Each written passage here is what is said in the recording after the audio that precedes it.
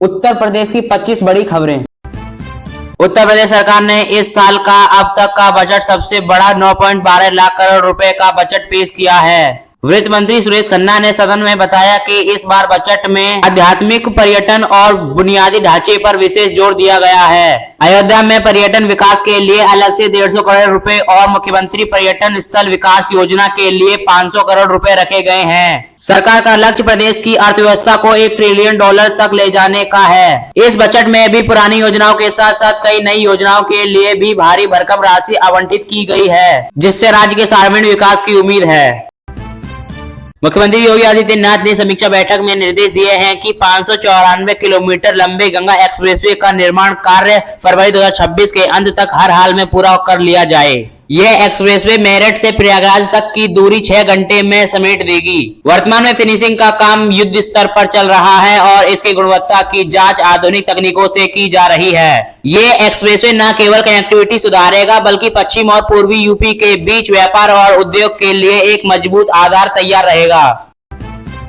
राज्य सरकार में पेराई सत्र 2025 से 26 के लिए गन्ने के दाम में 30 रुपए प्रति कुंटल की बढ़ोतरी की गई। इस फैसले से प्रदेश के लाखों गन्ने किसानों को सीधे तौर पर 3000 करोड़ रुपए तक अतिरिक्त लाभ मिलने की उम्मीद है। सरकार का दावा है कि पिछले कुछ वर्षों में ही रिकॉर्ड भुगतान किया गया है, जो पिछली सरकारों की तुलना में कई अधिक है। बजट में खेती किसानी के लिए सिंचाई और बिजली की सुविधाओं में भी प्राथमिकता दी गई है, जिससे ग्रामीण अर्थव्यवस्था को नई मजबूती मिलेगी।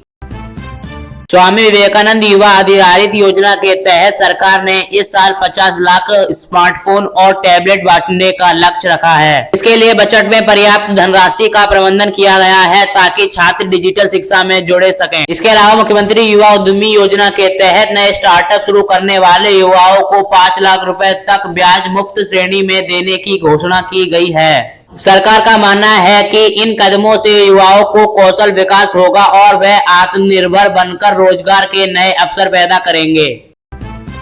नोएडा इंटरनेशनल एयरपोर्ट को लेकर बड़ा अपडेट सामने आया है कि तीसरे चरण के लिए जमीन अधिग्रहण की प्रक्रिया तेज की गई है। इसके साथ ही जेवर एयरपोर्ट को गंगा एक्सप्रेसवे से जोड़ने के लिए 76 किलोमीटर लंबे लिंक एक्सप्रेसवे की योजना को हरी झंडी मिल गई है। यह लिंक रोड बुलंदशहर के 39 गांवों से होकर गुजरेगी, जिससे यात्रियों को एयरपोर्ट तक पहुंचने में आसानी होगी।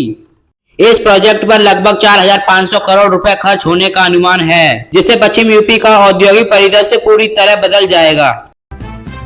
मुख्यमंत्री कन्या सुमंगला योजना और समूहगृह विवाह योजना के तहत मिलने वाली सहायता राशि में बड़ी वृद्धि की गई है। अब गरीब परिवारों की बेटियों की शादी के लिए दी जाने वाली अनुदान राशि में 50,000 रुपए से बढ़ाकर 1 लाख रुपए कर दी गई है। सरकार का उद्देश्य महिलाओं के कल्याण और सामाजिक सुरक्षा को बढ़ावा देना है। बजट में फेस सिटी प्रोजेक्ट के विस्तार के लिए भी फंड दिया गया है, जिसके तहत शहरों में CCTV कैमरा के जाल बिछाए जाएंगे ताकि महिलाओं की सुरक्षा सुनिश्चित हो सके।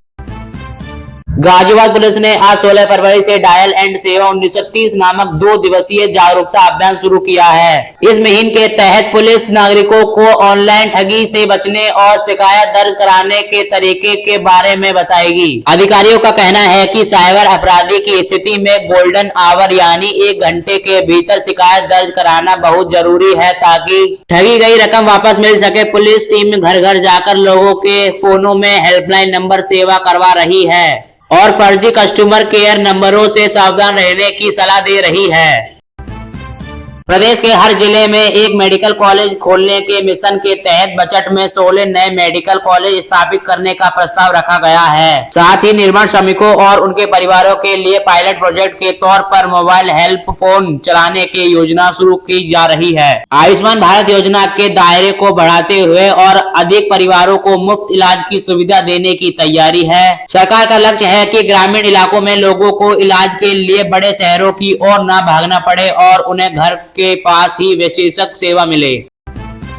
मथुरा के पंडित दीनदयाल उपाध्याय पशु चिकित्सक विश्वविद्यालय में देश का पहला राष्ट्रीय गौ संस्कृति संग्रहालय बनाने की प्रक्रिया शुरू हो गई है। इसके साथ ही मथुरा में 23 करोड़ रुपए की लागत से एक नया डेयरी प्लांट भी लगाया जाएगा। सरकार पशुपालन को बढ़ावा देने के लिए लगातार कदम उठा रही है। बजट में मत्स्य पालन के लिए वाराणसी में एक एकीकृत एक्वा पार्क और थोक मछलियों बाजार बनाने के भी प्रबंधन किया गया है, जिससे इस क्षेत्र से जुड़े लोगों की आमदनी में मुनाफा होगा। आगरा में 18 फरवरी को शुरू होने वाले वार्षिक ताज महोत्सव 2026 की तैयारी अंतिम दौर में है। 10 दिनों तक चलने वाले इस उत्सव में देश भर के शिल्पकार और कलाकार अपनी कला का प्रदर्शन करेंगे। इस बार महोत्सव की थीम को आधुनिकता और विस्तार के संगम के रूप में रखा गया है। पर्यटन विभाग को उम्मीद है कि इस आयोजन में विदेशी सैलानी की संख्या बड़ी बढ़ोतरी होगी। शहर की साज सज्जा और सुरक्षा व्यवस्था को लेकर प्रशासन पुख्ते इंतजाम कर रही है, ताकि आने वाले मेहमानों को कोई असुविधा ना हो। बाराबंकी जिले में एक अजीबोगरीब मामला सामने आया है, जिसने सबको हैरान कर दिया है। यह एक शादी का समारोह के दौरान उस समय अफरा तफरी मच गई जब 7 फेरे से पहले दूल्हे की सच्चाई सामने आ गई। दरअसल शादी में नेक मांगने पहुंची किन्नरों ने दूल्हे को पहचान लिया और दावा किया कि यह दूल्हा खुद एक किन्नर है। जैसे ही यह बात फैली, मंडप में हंगामा हो गया और बहुपक्ष के लोगों ने शादी से साफ इनकार कर दिया। सूचना मिलने पर पुलिस मौके पर पहुंच गई। दोनों पक्षों के बीच काफी देर तक बहस और समझौता चलता रहा। आखिरकार बिना शादी के बारात को वापस लौटना पड़ा, जिससे शादी की खुशियां गम और गुस्से में बदल गईं। बहुपक्ष का कहना है कि उनके साथ धोखा किया गया है और वे दोषियों को कानून की कार्रवाई की मांग कर रहे हैं। इस घटना की चर्चा पूरे इलाके में जोरों पर है और सोशल मीडिया पर भी यह खबर काफी वायरल हो रही है। यह मामला दिखाता है कि आज की वैवाहिक संबंधों में पारदर्शिता और जांच परख कितनी जरूरी है।